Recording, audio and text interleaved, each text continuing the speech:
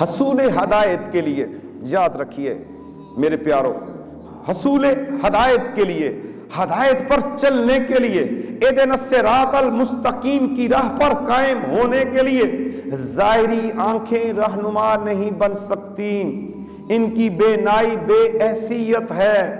اس کی بے نائی کا کوئی اعتبار نہیں، اچھے اور برے کی پہچان کا کوئی اس کے پاس پیمانہ نہیں، یہ ظاہری حسن کو دیکھ کے واہ واہ کہہ جائے گی، لیکن باطنی حسن تک اس کی رسائی نہیں جائے گی، باطن والے قلوب پر اس کی رسائی نہیں جائے گی۔ یعنی دل کے اندھے پن نے ان لوگوں پر ہدایت کے سارے دروازے بند کر دیے جن کے دلوں میں خرابی ہے، جن کے دلوں پر مہر لگ چکی ہے۔ اعضاء کا دیکھنا، سننا، سمجھنا، بولنا، چلنا وغیرہ کوئی حیثیت و اہمیت نہیں رکھتا جب تک اس کے اوپر، دل کے اوپر اس کی کیفیات قائم نہ ہو جائیں، جب تک وہ دل سے فیصلہ کرنے والا نہ بن جائے۔ اسی لیے میں لطیفہ قلب کی روشنی ڈالتے وقت قلوب کے جو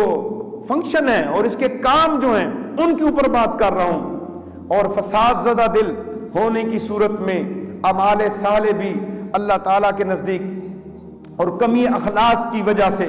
بے وقت ہو جاتے ہیں۔ جب دل ہی نہیں مان رہا اس چیز کو، اقرار باللسان و تصدیق بالقلب کی جب تک مہر نہیں لگتی کہ وہ دل تو اقرار کرتا ہے، منافقین نے بھی دل سے کلمہ تو پڑھ لیا لیکن وہ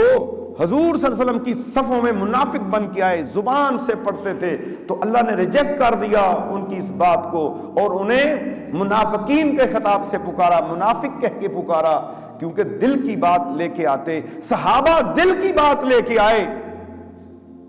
انہوں نے دل رسول اللہ صلی اللہ علیہ وسلم کے حوالے کر دیے تو اللہ نے انہیں شان والا اور عظمت والا بنا دیا۔